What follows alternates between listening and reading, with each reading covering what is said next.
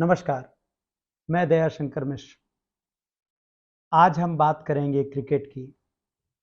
आखिर हम क्रिकेट पर बात क्यों कर रहे हैं? सामान्यतः हमारे वीडियो लोकतंत्र और संविधान पर होते हैं। आज क्रिकेट की बात इसलिए क्योंकि भारतीय राजनीति में इस वक्त क्रिकेट एकदम मुख्य धारा की राजनीति की तरह व्यवहार कर रहा है। प्रधानमंत्री नरेंद्र मोदी बहुत अच्छे से जानते हैं कि किन प्रतीकों के सहारे राजनीति में उनको लोकप्रियता लगातार मिलती रह सकती है, कैसे लोकप्रियता बढ़ाने का काम किया जाना है। और इसकी शुरुआत हमने देखा पिछले विश्व कप में हुई, जब भारतीय टीम का मुकाबला ऑस्ट्रेलिया से था। फाइनल में 50-50 ओवर के वर्ल्ड कप का फाइनल अहमदाबाद में रखा गया। अहमदाबाद के नरेंद्र मोदी स्टेडियम में रखा गया। प्रधानमंत्री ने वहां भी एक विश्व रिकॉर्ड बनाया। ड्रेसिंग रूम एक ऐसी जगह है जहां खिलाड़ियों के अतिरिक्त किसी का भी प्रवेश वर्जित होता है। पूरी दुनिया में यही परंपरा है, यही खेल की मर्यादा है।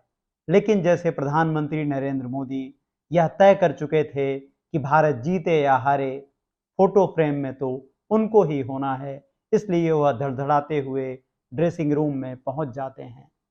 हार से विचलित खिलाड़ियों के लिए यह बेहद मुश्किल स्थिति थी, जैसा आप इन तस्वीरों में देख भी सकते हैं। लेकिन खिलाड़ियों के पास कोई विकल्प नहीं था। कोच राहुल द्रविड़ के पास भी कोई विकल्प नहीं था, जो पूरे जीवन में अपनी शालीनता के लिए जाने जाते हैं, मर्यादा के लिए जाने जाते हैं। तो बात शुरू होती है नवंबर 2023 अहमदाबाद से। विश्व कप का आयोजन भारत में होना, यह तो आईसीसी के नियमों के तहत होता है, लेकिन फाइनल कहां खेला जाएगा यह तो मेजबान देश तय करता है। और उसमें चेपक और वानखेड़े स्टेडियम को, कोलकाता के ईडन गार्डन को दरकिनार करके अहमदाबाद को क्यों महत्व दिया गया, यह आप बहुत अच्छे से समझ सकते हैं, क्योंकि प्रधानमंत्री नरेंद्र मोदी और स्टेडियम भी प्रधानमंत्री के नाम वाला। तो यहाँ से तय होता है कि अब क्रिकेट में दखल और कब्जा पूरी तरीके से आगे बढ़े। और इसकी शुरुआत बहुत जल्द हम देखते हैं कि ड्रेसिंग रूम से ही शुरू हो जाती है। आज हमारा वीडियो इसी पर है कि क्रिकेट के बहाने किस तरह से बीजेपी अपने राष्ट्रवाद को आगे बढ़ाने का काम कर रही है। 2019 से 2024 तक गौतम गंभीर बीजेपी के सांसद थे। पूर्वी दिल्ली के सांसद रहते हुए वह सोशल मीडिया और गोदी मीडिया पर विपक्ष के लिए वैसी ही भाषा बोलते थे जैसी भाषा प्रधानमंत्री नरेंद्र मोदी बोलते हैं, गिरिराज सिंह बोलते हैं, असम के मुख्यमंत्री हेमंत बिश्व शर्मा बोलते हैं, योगी आदित्यनाथ बोलते हैं। इसका मतलब है बीजेपी के कोर नेताओं की भाषा, जिसमें मर्यादा नहीं है, जिसमें तथ्य नहीं है, जिसमें केवल वो भाषा है जो आपकी धमनियों का रक्त खौलाने का काम करती है। गौतम गंभीर खिलाड़ी रहते हुए भी वैसे ही ट्वीट करते थे। सोशल मीडिया पर उनकी मौजूदगी हमेशा आक्रामक रूप में ही हम सब ने देखी है। गौतम गंभीर ने 2018 में संन्यास की घोषणा की। उस वक्त प्रधानमंत्री ने अपने बेहद व्यस्त शेड्यूल से वक्त निकालकर उनके लिए एक चिट्ठी लिखी और बताया कि गौतम गंभीर ने कैसे देश के लिए महान काम किया है। अब आप यह मत पूछिएगा कि प्रधानमंत्री मणिपुर क्यों नहीं जाते, लद्दाख क्यों नहीं जाते, किसान आंदोलन पर कुछ क्यों नहीं बोलते। 4 साल से उमर खालिद जैसे नौजवान जेल में हैं, इसके लिए उनको वक्त क्यों नहीं मिलता। देश भर में महिला अत्याचार जो बीजेपी के राज्यों में हो रहे हैं, उसके लिए उनको वक्त नहीं मिलता। लेकिन गौतम गंभीर के रिटायरमेंट पर उनको वक्त मिल गया, क्योंकि उसके आगे का रास्ता कुछ दूसरा तय हुआ था। गौतम गंभीर पहले भारतीय हैं जो सांसद बनने के बाद भारतीय टीम के कोच बने, और अब भी कोच से किसी दिन भी मुख्यमंत्री बनने की क्षमता रखते हैं। गौतम गंभीर ने मार्च 2024 में राजनीति से संन्यास लिया और जुलाई में भारतीय टीम के कोच बन गए। रोचक बात है कि गंभीर ने 2018 में क्रिकेट से संन्यास लेकर मार्च 2019 में बीजेपी का दामन थामा था। तो आप देख सकते हैं कि गंभीर कितनी तेजी से आगे बढ़ रहे हैं। पहले वह क्रिकेट से संन्यास लेकर राजनीति में आते हैं और फिर राजनीति से संन्यास लेकर तेजी से क्रिकेट में लौटते हैं। उनके कोच बनने के पहले कि कुछ काम देख लेते हैं। दिल्ली में वायु प्रदूषण एक गंभीर समस्या है, जिसको लेकर दूसरे नेताओं की तरह गौतम गंभीर लगातार केजरीवाल पर आक्रामक रहते थे, दिल्ली सरकार पर आक्रामक रवैया रखते थे, लेकिन वह खुद भी गाजीपुर के उस कचरे के पहाड़ पर जाते हैं और कहते हैं कि 2024 तक इसे साफ कर दिया जाएगा। 2024 में वह राजनीति से संन्यास ले लेते हैं। कचरे का ढेर, कचरे का पहाड़ आज भी गौतम गंभीर का इंतजार कर रहा है।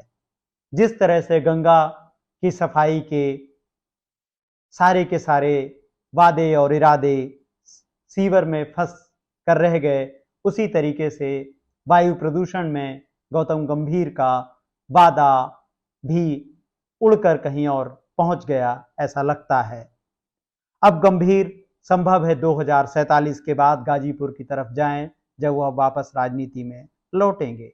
आज भी गौतम गंभीर फेसबुक पर लगातार प्रधानमंत्री मोदी के भाषण, रैली शेयर करने वाले भारत के एकमात्र कोच हैं। भारत के किसी कोच ने इसके पहले ऐसा किया हो, यह जानकारी हमको नहीं मिल पाई है। अगर आपको मिल जाए तो हमें बताइएगा। गौतम गंभीर का फेसबुक पेज देखिए, किस तरह से वह क्रिकेट की व्यस्तताओं के बीच प्रधानमंत्री के लिए समय निकालते हैं। यही रिश्ता तो रिश्ता है, असली रिश्ता है। कहां प्रधानमंत्री गौतम गंभीर के लिए समय निकालते हैं और कहां गौतम गंभीर घर में हुई भारत की ऐतिहासिक टेस्ट पराजय के बावजूद प्रधानमंत्री के लिए समय निकालने से नहीं चूकते। वह जानते हैं कि रास्ते कैसे बनाए जाते हैं और कहां से बनाए जाते हैं। गौतम गंभीर क्या काम कर रहे हैं, गौतम गंभीर क्यों क्रिकेट में लाए गए, इसके बारे में कुछ महत्वपूर्ण बातें समझते चलिए। बीजेपी यह देख रही है कि तमाम तरीके से आगे बढ़ने के बावजूद उसके वोट प्रतिशत में और उसकी लोकप्रियता पर धीरे धीरे ही सही लेकिन सवाल खड़े हो रहे हैं। 2024 का हमने लोकसभा चुनाव देखा, किस तरह से प्रधानमंत्री की लोकप्रियता में, बीजेपी की सीटों में कमी आई। यह बात और है कि प्रधानमंत्री नरेंद्र मोदी तीसरी बार सत्ता पाने में कामयाब हुए। तो क्रिकेट को कैसे छोड़ा जा सकता है जब हर छोटी छोटी चीज पर कब्जा किया जा रहा है, एसोसिएशंस पर कब्जा किया जा रहा है। अब तो आईसीसी, जो दुनिया की सबसे बड़ी संस्था है क्रिकेट चलाने वाली, उसके प्रमुख भी अमित शाह के बेटे जय शाह हैं। जय शाह ने कितना क्रिकेट खेला है, कहां कहां क्रिकेट खेला है, इसके बारे में हमें बहुत ज़्यादा जानकारी नहीं मिलती। हमारे पास साधन सीमित हैं, अगर आपको मिले तो हमें ज़रूर बताइएगा। तो गौतम गंभीर ड्रेसिंग रूम में आ जाते हैं, उस ड्रेसिंग रूम में जिसमें सारे नियम को तोड़ते हुए प्रधानमंत्री नरेंद्र मोदी 2023 में धड़धड़ाते हुए पहुंच गए थे। आपको पता है, केवल कोच ही राजनेता नहीं है, बल्कि खिलाड़ियों को सीधे सीधे राजनीति में लाने का काम भी गौतम गंभीर ने तेजी से किया। रवींद्र जडेजा इस वक्त भारत के इकलौते ऐसे क्रिकेटर हैं जो राष्ट्रीय टीम में हैं, जो बीजेपी के सदस्य हैं। आप जानते हैं कि रवींद्र जडेजा की पत्नी पहले से ही बीजेपी में थी, चुनाव लड़ी और जीती भी। तो इसके बाद क्या मजबूरी थी कि रवींद्र जडेजा भी बीजेपी में जाएं, बीजेपी में शामिल हों, उसके सदस्य बने। इसलिए क्योंकि गुजरात में लगातार खबरें आती रहती हैं कि बीजेपी में असंतोष है, बीजेपी का वोट प्रतिशत को उसको चुनौती दी जा सकती है, वहां गठबंधन हो सकता है। तो बीजेपी बहुत आगे की तैयारी करती है और उसने यह तैयारी अगले विधानसभा चुनाव के लिए करते हुए आप देखें कि रवींद्र जडेजा को पार्टी का सदस्य बना लिया है। गौतम गंभीर के अगले फैसलों पर आगे बढ़ने से पहले कुछ और बातें समझते चलिए। गौतम गंभीर तेजी से खिलाड़ियों को राजनीतिक रुझानों के लिए सक्रिय करने में कामयाब हो रहे हैं। आप देखें, मणिपुर से लेकर किसान आंदोलन तक और रेलवे स्टेशनों में बढ़ती भीड़ से लेकर बंबई में रेलवे स्टेशन पर हादसे से लेकर आए दिन अत्याचार और भ्रष्टाचार की खबरों पर भारतीय क्रिकेट खिलाड़ी कुछ नहीं बोलते हैं। भारतीय क्रिकेटरों को चुप रहने का और केवल अपने करियर पर ध्यान देने का मंत्र सिखाने वाले महान भारतीय बल्लेबाज सुनील गावस्कर और सचिन तेंदुलकर हैं। इन्होंने खिलाड़ियों को चुप रहना और सरकार के साथ कदम ताल करना सिखाया है।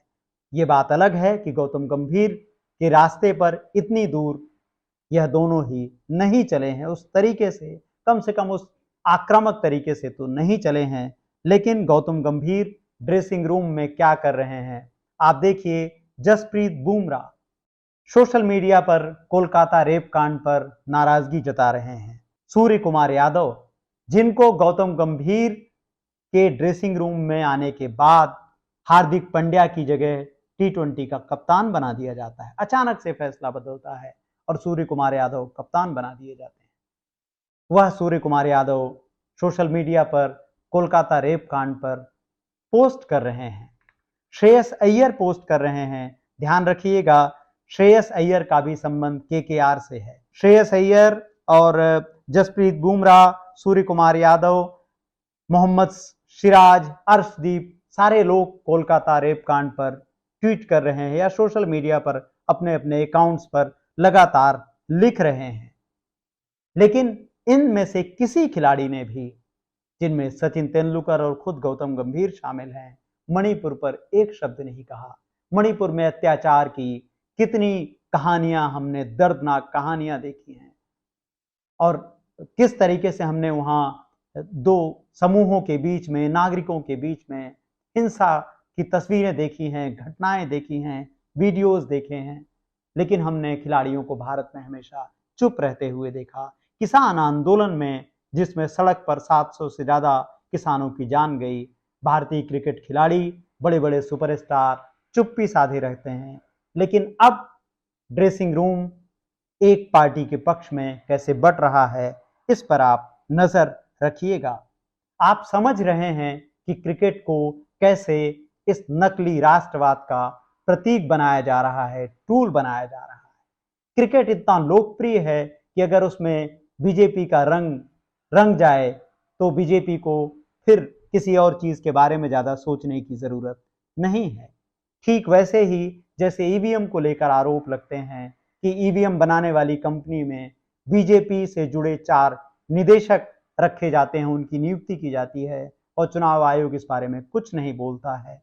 आप देखें कि पूरे के पूरे क्रिकेट को अब बीजेपी के सांसद या बीजेपी नेताओं के बेटे चला रहे हैं। जय शाह का क्रिकेट की सर्वोच्च कमेटी को, सर्वोच्च संस्था को नेतृत्व देना, गौतम गंभीर को एक तरह से इतने खुले अधिकार दे देना, यह बताता है कि भारतीय क्रिकेट में दिलचस्पी नहीं है बीजेपी की, बल्कि क्रिकेट के बहाने देश के युवाओं पर अपना प्रभाव जमाने के लिए वह कितनी तेजी से काम कर रहे हैं। क्रिकेट के बहाने अब भारत में राष्ट्रवाद का नया खेल रचा जा रहा है।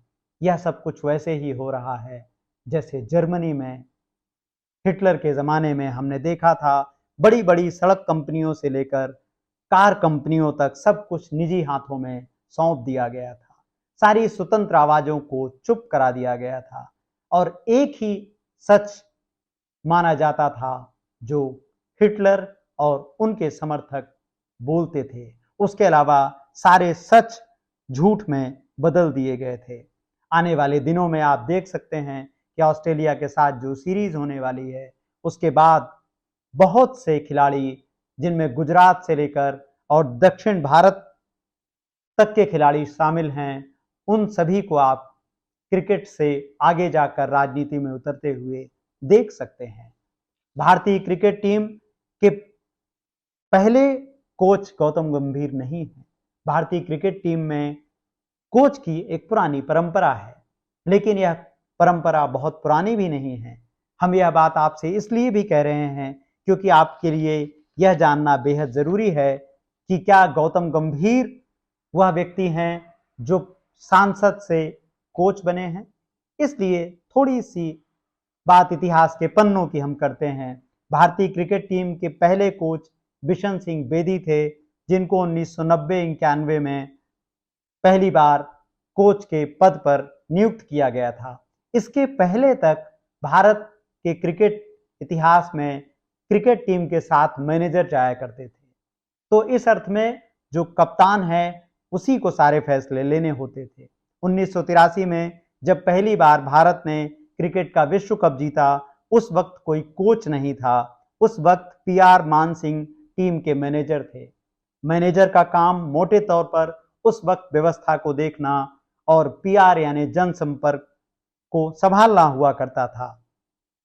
इसलिए गौतम गंभीर का क्रिकेट टीम का कोच बनना एक महत्वपूर्ण खबर थी, क्योंकि वह सांसद से क्रिकेट के ड्रेसिंग रूम के और भारतीय क्रिकेट टीम के अघोषित मुखिया बनने जा रहे थे।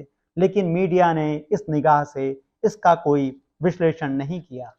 आप देखें, बिशन सिंह बेदी के बाद Abbas Ali Baig, Ajit Wadekar, Sandeep Patil, Madan Lal, Anshuman Gaekwad, Kapil Dev, John Wright, Greg Chappell, Ravi Shastri, Lalchand Rajput, Gary Kirsten, Duncan Fletcher, Ravi Shastri, Sanjay Bangar, Anil Kumble, फिर संजय बांगर कुछ देर के लिए आते हैं। अंतरिम तौर पर रवि शास्त्री, राहुल द्रविड़ और बीवीएस लक्ष्मण कुछ कुछ समय के लिए कोच नियुक्त किए जाते हैं। उसके बाद गौतम गंभीर जुलाई से लेकर अब तक भारतीय क्रिकेट टीम के कोच हैं। यह लिस्ट हमने आपको इसलिए बताई, जो आपकी स्क्रीन पर आप देख पा रहे हैं, ताकि आप समझ पाएं कि राजनेताओं को कोच नहीं बनाया जाता था। लेकिन इस वक्त हम देखते हैं कि बीजेपी अपना प्रभाव हर तरफ से बढ़ाने के लिए हर तरह के प्रयास करने से, कोशिश करने से नहीं चूक रही है। गौतम गंभीर को बिना किसी फर्स्ट क्लास या इंटरनेशनल कोचिंग टीम के अनुभव के कोच क्यों बनाया जा रहा है, इस पर किसी ने कोई सवाल नहीं पूछा।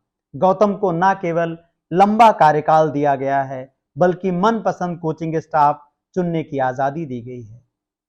गंभीर को 2027 तक के लिए कोच बनाया गया है। इस दौरान 4 आईसीसी टूर्नामेंट हैं, जिसमें चैंपियंस ट्रॉफी से लेकर 2027 का 50 ओवर का वर्ल्ड कप भी शामिल है। और गंभीर कैसे टीम को चला रहे हैं, देखते चलिए। गंभीर ने अभिषेक नायर, रेयान टेट और मार्केल को कोचिंग स्टाफ का हिस्सा बनाया है। इनमें से किसी का बहुत विशाल अंतर्राष्ट्रीय अनुभव नहीं है, केवल मार्केल को छोड़कर। अभिषेक नायर ने भारत के लिए केवल तीन एक दिवसीय मैच खेले हैं और उसमें उनकी उपलब्धि इस लायक नहीं है कि हम उसको आपके सामने बताएं। इसी तरह से रेयान नीदरलैंड के लिए खेलते थे और उनके यहाँ होने का भी कोई और कारण नहीं है। केवल यही कारण है कि यह दोनों ही केकेआर की टीम का हिस्सा थे। तो यहाँ गंभीर ने उनकी नियुक्ति कर दी। जैसे किसी राजनीतिक पार्टी में नेता के पीछे कार्यकर्ता आते हैं, हम वैसा ही इस वक्त भारतीय क्रिकेट में देख रहे हैं। यहाँ एक बात और समझते चलिए कि गौतम से पहले राहुल द्रविड़ टीम के मुख्य कोच थे। राहुल द्रविड़ ने यहाँ तक पहुंचने के लिए एक लंबा रास्ता तय किया। उन्होंने भारत ए के लिए लंबे वक्त तक कोचिंग की, बेंगलुरु में नेशनल क्रिकेट अकादमी को तैयार करने में अहम भूमिका निभाई। राहुल द्रविड़ ने अंडर 19 और भारत ए को 2015 से प्रशिक्षण देना शुरू किया था। उसके बाद एनसीए यानी नेशनल क्रिकेट एकेडमी और इंडिया ए के कोच की दोहरी भूमिका में वह लगातार बने रहे। 2021 में भारतीय क्रिकेट टीम के कोच बनने से पहले आप देखें उनके पास एक विशाल अनुभव था कोचिंग का, जबकि गंभीर 2018 में रिटायर हुए और 2019 में सांसद बनने के साथ लखनऊ सुपर जायंट्स और कोलकाता के मेंटोर बने। उनके मेंटोरशिप में 2024 में केकेआर चैंपियन बनी। लेकिन मीडिया रिपोर्ट बताती हैं कि अगर केकेआर चैंपियन नहीं बनती तब भी कोच गंभीर ही बनते। ऐसा होने की वजह जाहिर तौर पर विशुद्ध रूप से राजनीतिक हैं। वैसे बिना कोचिंग के अनुभव वाले खिलाड़ी भी कोच बनते रहे हैं। रवि शास्त्री और अनिल कुंबले का नाम आप इनमें रख सकते हैं, लेकिन आप जानते हैं कि दोनों की अंतरराष्ट्रीय क्रिकेट की समझ कितनी व्यापक थी। दोनों अलग अलग कमेटियों में रहे। खासतौर पर अनिल कुंबले ने आईसीसी की अनेक कमेटी में, तकनीकी कमेटियों में महत्वपूर्ण भूमिका निभाई है। रवि शास्त्री तो इस वक्त दुनिया भर के क्रिकेट विशेषज्ञों में सबसे आगे गिने जाने वाले नामों में से एक हैं, जिनके कोच रहते हुए भारत ने ऑस्ट्रेलिया को 2 टेस्ट श्रृंखलाओं में उसके घर में जाकर हराया, जो कि एक कीर्तिमान है। तो आप देखिए कि किस तरह से गौतम गंभीर को नियम कायदों को दरकिनार करके भारतीय क्रिकेट का प्रमुख बनाया गया है और भारतीय क्रिकेट टीम का मुख्य लक्ष्य इस वक्त जीतना या हारना नहीं है, बल्कि क्रिकेट को एक ऐसे माध्यम के रूप में बदलना है जहां से राष्ट्रवाद के लिए लगातार संदेश दिया जाता रहे। बहुत संभव है कि आने वाले समय में भारतीय क्रिकेट टीम के अनेक खिलाड़ी बीजेपी की सीधी सदस्यता लें और अपने कोच की तरह सोशल मीडिया पर प्रधानमंत्री के संदेश साझा करते हुए नजर आएं। आज के इस वीडियो में बस इतना ही। अपनी आंखें खुली रखिए, चाहे वह क्रिकेट हो, चाहे वह कला हो, चाहे वह राजनीति हो। हर तरफ से आपको नए नज़ारे दिखाने की कोशिश लगातार जारी है। हमारे वीडियोस लाइक कीजिए, सब्सक्राइब कीजिए और अगर संभव हो तो आर्थिक रूप से हमें ज्वाइन कीजिए, हमारी मदद कीजिए। नमस्कार।